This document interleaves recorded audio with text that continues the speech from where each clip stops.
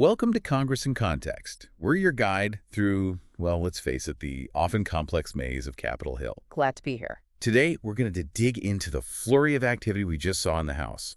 Specifically, there was this really pivotal piece of legislation debated just a couple of days back, July 2nd, 2025. That's right. And our mission, really, is to unpack it all the arguments, what it might mean, the nitty-gritty details, so you can feel genuinely informed about what went down and, what it could mean for you. Exactly. And the heart of it is this huge bill, H.R. 1. And what's immediately striking is just how different it sounds depending on who's talking. Oh, yeah. Proponents, they're calling it the One Big Beautiful Bill Act. Very enthusiastic. Okay. Opponents, they've labeled it the One Big Ugly Bill. Wow. Okay, so right off the bat, it's contentious. Deeply divided opinions, definitely. Tells you a lot before you even get into the details. And it sounds like it covers a lot of ground. You said it's a massive package. Yeah. It really is. H.R. 1 is incredibly sweeping. It touches on taxes, healthcare, border security, pretty much multiple areas of American life. So let's start with the Republican side. How are they pitching this? What are their main selling points for such an ambitious bill? Well, their case for H.R. 1 really stands on a few key pillars. First, taxes. They're framing it as delivering historic tax relief specifically for working families. Okay. They argue it's absolutely essential to stop what they call the largest tax increase in American history. Which they link to. Previous tax cuts expire. Exactly. If those Trump-era tax cuts expire, so they're pointing to things like getting rid of taxes on tips and overtime. Ah, okay. Things people would notice directly. Right. They project real wage boosts for workers, maybe up to $7,200 a year, and they claim an average family of four could see almost $11,000 more annually. That's a significant promise. Tangible financial relief. That's the message, yes. Okay. They also frame the bill as a step towards fiscal sanity. Meaning spending cuts. Yeah, they're talking about generational savings, cutting what they describe as far more than $1 trillion of bloat from government spending. Okay, and border security. You mentioned that too. A huge focus, massive new investments proposed for DHS. We're talking billions. Things like recruitment and retention bonuses for Border Patrol, for air and marine agents. More personnel, basically. More personnel, plus $855 million for new patrol vehicles and $5 billion for facilities and checkpoints. It's a big investment. Any other border-related measures? Yes, it also introduces new fees for things like employment authorization applications, parole requests, even asylum applications. Interesting. So a combination of more spending on enforcement and new fees for applicants. It sounds like a pretty major overhaul of priorities. It definitely reflects a strong focus on border operations and spending shifts. What about other reforms? You mentioned programs like SNAP and Medicaid. Right. Beyond the border, there's a push for significant program reform. SNAP, that's the Food Assistance Program, and Medicaid are key targets. And the goal there? The stated goal is efficiency, making them run better for, quote, those who truly need them. They often point back to the 1990s welfare reforms under President Clinton as a kind of model. So does that mean things like work requirements? That's a big part of it, yes. Advocating for work requirements for able-bodied adults without kids, specifically. Got it. Any other major spending areas addressed? Military investment is another one. The bill aims to reinvigorate the armed forces. Significant money for Navy air and missile defense interceptors, solid rocket motors, anti-ballistic missiles, and accelerating hypersonic strike programs. Wow, okay, so defense spending gets a boost too. Were there other, maybe less headline-grabbing provisions that Republicans highlighted? Yes, definitely. There are some specific business-focused tax changes. For example, increasing the amount businesses can immediately expense for new equipment up to $2.5 million. The idea being to spur investment. That's the argument. Spur investment, create jobs. There are also tweaks to construction dates for certain types of property, again, likely aimed at incentivizing development. Anything else unusual? Well, there's the creation of something called Trump accounts. Trump accounts, what are those? They seem to be new tax advantage savings accounts. The Republican argument is they'd give individuals more control over their savings and investments. Okay, quite a package from the Republican perspective. Now, let's flip the coin. Democrats, you said, called it cruel and a betrayal. That's strong language. Yeah. What are their main objections? It really is a night and day difference in perspective. Democrats are sounding the alarm primarily on health care, They allege the bill could cause 17 million Americans to lose health care coverage 17 million. How? through what they describe as record cuts to Medicaid, the Affordable Care Act, and even Medicare. They paint a picture of rural hospitals potentially closing. That would be devastating for those communities. Absolutely. And forcing parents into impossible choices like rent versus prescriptions. Essentially, they argue it punishes people for being sick. What about food assistance? SNAP benefits? Republicans talked about reform. Democrats see. They see major cuts. They claim the bill puts something like 42 million Americans at risk of losing SNAP benefits. 42 million. Yeah. Yeah. They portray it as, and I quote, taking food away from veterans, seniors, children, former foster youth, and hungry families. And they connect this to other economic pressures. They do. They mention that existing tariffs, which they call reckless, are already making groceries more expensive, so these potential cuts would hit even harder. So from their view, it's a direct attack on the social safety net. What about the tax side? Republicans promise relief, Democrats see. They see it very differently. Democrats argue the tax provisions are mostly massive tax breaks for billionaires and the richest 1%. Okay. They claim the wealthiest would get an extra $300,000 a year on average. And how do they say that's funded? By those very cuts to healthcare, food assistance, and other essential services we just discussed, they're calling it the single largest self-inflicted wound to working families and our economy. It really brings up that core debate about economic fairness. And the national debt. Republicans claim fiscal sanity. What's the Democratic calculation? Completely opposite. Democrats project the bill would add a whopping $3.3 trillion, maybe even $4 trillion, according to some estimates, to the national debt. Trillions. Yeah. So much for fiscal sanity from their perspective. Exactly, pushing the total debt well past $35 trillion. So a fundamental disagreement there on the financial impact. Any environmental concerns raised? Yes, big ones.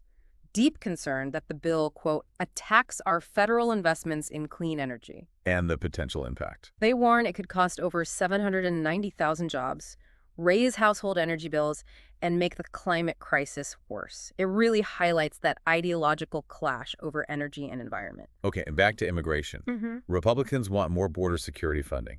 What's the Democratic critique? They criticize those billions going to DHS. They claim it will be used to continue obstructing Congress and deny due process even to legal immigrants. The concerns about how the money will be used. Yes, and warnings about unleashing a, quote, deportation machine on steroids that they fear could target not just undocumented immigrants, but also law-abiding families and potentially even U.S. citizens. Concerns about civil liberties loom large there. With such incredibly different views, how did the vote actually go down in the House? It was razor thin. The motion to concur on H.R. 1 passed 210 to 207. 210-207. That's incredibly close. And just to clarify, a motion to concur means? It means the House was voting to agree with amendments the Senate had already made to the bill. Passing that motion usually moves the bill closer to becoming law, or perhaps sends it into a negotiation phase between the House and Senate to iron out differences. Got it. The atmosphere must have been electric. I read one member called it déjà vu all over again and complained about the worst process of the worst bill. What was the vibe like on the floor? Intense is probably an understatement. It was marked by really deep partisan division, and something members pointed out repeatedly was the timing. The timing. Yeah, these crucial debates, often happening literally in the middle of the night. One session apparently started at 3:28 a.m. 3:28 a.m. Seriously. Seriously, which understandably drew a lot of criticism about a lack of transparency. You know, very little chance for the public to really engage or even follow along easily. Yeah, that doesn't exactly screen open government. And language used during the debate sounds like it wasn't exactly polite disagreement. Not at all. The rhetoric was sharp. Republicans accused Democrats of fear-mongering, wailing from their bully pulpits, and lying to the general public. Ouch. And the Democratic side? Equally forceful, phrases like rotten thing to do, sick, disgusting, calling it a horrible, big, ugly bill, an abomination, even an immoral document. Immoral. Wow. Yeah, and we saw really strong appeals to faith and morality, referencing Bible verses like Matthew 25 to condemn the bill's impact on the poor and vulnerable. So beyond the harsh words, were there specific procedural complaints that added fuel to the fire? Absolutely. Big ones. There were claims, for instance, that key committees only got 15 minutes, 5 minutes each, to debate this enormous, complex bill. 15 minutes for a bill this size. That was the claim. And also that hundreds of amendments proposed by Democrats were just, voted down, ignored, or dismissed out of hand. That definitely fed frustration about the process itself. It sounds like the party lines held pretty firm. But were there any cracks? Any signs of internal disagreement within either party? That's a really interesting point. On the Republican side, we know there were some earlier concerns voiced. Like what?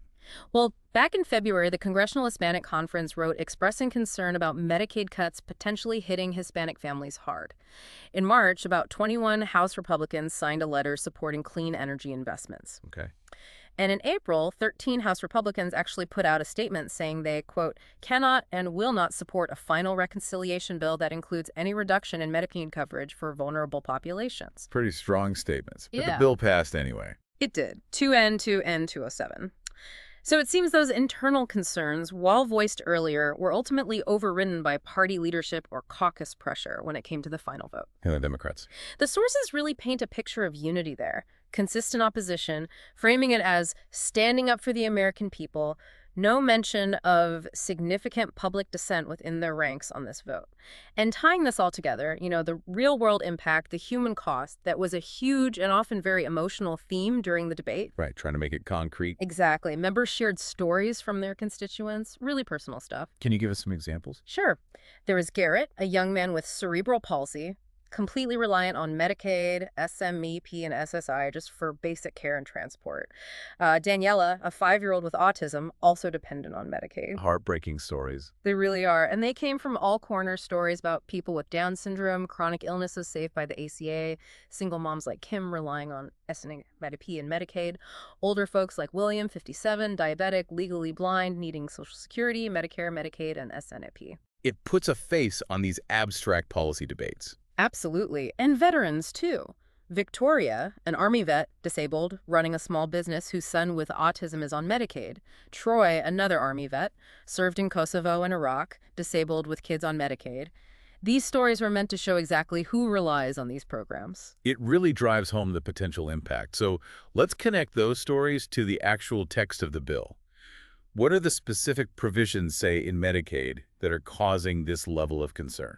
Well, the bill has language requiring states to get regular address updates for enrollees. Also, systems to stop people enrolling in multiple states. Okay, that sounds like maybe an efficiency measure. Could be framed that way. Yeah. But the really contentious part seems to be the proposed community engagement requirements for certain adults on Medicaid. Community engagement, like work requirements. Essentially, yes, though the term is broader. There are exceptions, mandatory ones for people under 19, over 65, pregnant women, etc. But for other applicable individuals, it could mean work, job training, volunteering. I see. And changes to home and community-based services, too. Yes, changes to HCBS coverage, which are absolutely critical for many people with disabilities and seniors who want to stay in their homes rather than institutions. Okay. And on taxes, what are the specifics behind the Republican relief claims and the Democratic concerns about breaks for the wealthy? So the bill specifically includes Section 70102, which allows a deduction for qualified tips, and Section 225 provides a deduction for qualified overtime pay. With limits? Yes, limited to $12,500 for single filers, $25,000 for joint returns, and there are income phase-outs.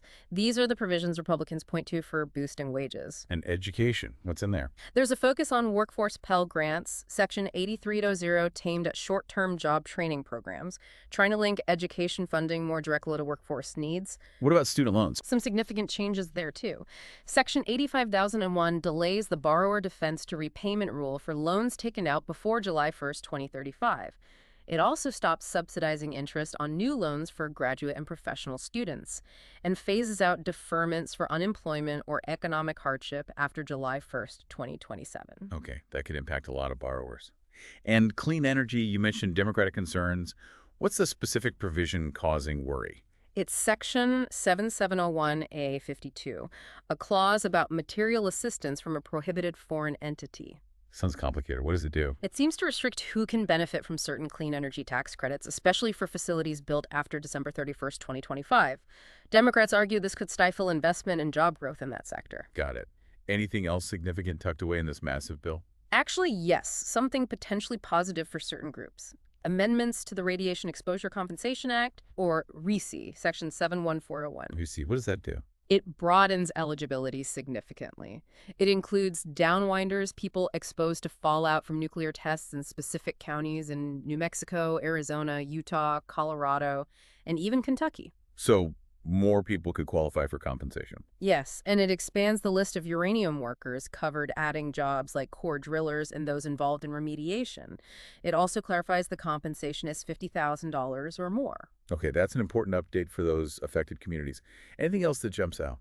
One more interesting tax provision, Section 5968, imposes an excise tax on the net investment income of certain private colleges, specifically those with large endowments. Taxing university endowments. Yeah. That's definitely hitting a different target. It shows just how wide-ranging this bill's financial tentacles are, really, affecting individuals, businesses, and even large educational institutions. You know, to really drive home the significance of this debate, I understand members were even quoting historical figures. They were, absolutely, trying to frame their arguments within the sweep of American history. Like who? We heard quotes from Franklin D. Roosevelt talking about tackling insecurity of human want and fear, references to Harry Truman's push for universal health care, and Lyndon Baines Johnson's words when signing Medicare and Medicaid into law, calling it a commitment from a land bursting with abundance to help those who suffer. It really elevates the debate, doesn't it? Puts today's arguments into that longer historical context of what kind of country we aspire to be. It does. It frames these policy choices as having potentially really deep and lasting consequences. So, thinking about what happens next, this motion to concur passed the House very narrowly. Where does H.R. 1 actually go from here? Right. It's not necessarily the final step. Not at all. Because the House agreed to Senate amendments, it could potentially go straight to the president's desk. Or more likely, perhaps, given the controversy and the narrow vote, it might need a conference committee. To reconcile differences between the House and Senate versions. Exactly, where selected members from both chambers would try to hammer out a final version that both can agree on. Senator Murkowski actually commented on this, saying she hopes this is not the final product and that the bill needs more work across chambers. That definitely signals more negotiation might be needed. It certainly suggests the path forward isn't completely clear yet. So, looking at the bigger picture, what are the potential ripple effects here? We're talking about major shifts potentially affecting social safety nets, the economy, the whole political climate. It feels like a significant moment, doesn't it? Yeah. Potentially setting a course on some really fundamental issues. It touches on that core idea from the Constitution's preamble to form a more perfect union. How do we do that? This bill represents one very specific and highly contested answer. And the deep divisions we saw. What does that signal about Congress moving forward? Well, this whole debate, the fierce arguments, the procedural battles, it really underscores just how persistent and deep the partisan divide is. Yep. Especially on huge issues like healthcare, immigration, environmental policy. H.R. 1 laid bare some fundamentally different values and visions for the country. Finding common ground on major legislation looks like it's going to remain, well, incredibly challenging. Which makes it even more important for citizens, for you listening, to understand what's happening. Your engagement really does matter in a system of self-government. Absolutely. And there are concrete things you can do to stay informed and make your voice heard. Like what? Well, first, you can actually read the bill yourself. Search for H.R. 1 on congress.gov. You can find the full text, summaries, amendments, the whole legislative history. See the details firsthand. Exactly. And second, contact your representative and your senators. Let them know what you think about this bill or about issues coming up. We heard during the debate how much constituent letters and calls can matter to them. They do reference constituent input quite often. They do. And finally, you can track what's happening. Follow committee hearings online, watch floor debates on C-SPAN or other platforms for issues you care about. Stay plugged in. So read the bill, contact your reps, track the activity. Good actionable steps. Definitely. As we wrap up this deep dive, it's clear we've seen an intense clash of ideas, of values playing out in the halls of Congress. So here's something to think about. Those enduring words from the Declaration of Independence, life, liberty, and the pursuit of happiness, and from the Constitution striving for a more perfect union. What do those aspirations mean to you when you look at legislative decisions like H.R. 1? And what role do you think citizens should play in shaping how those ideals translate into reality today?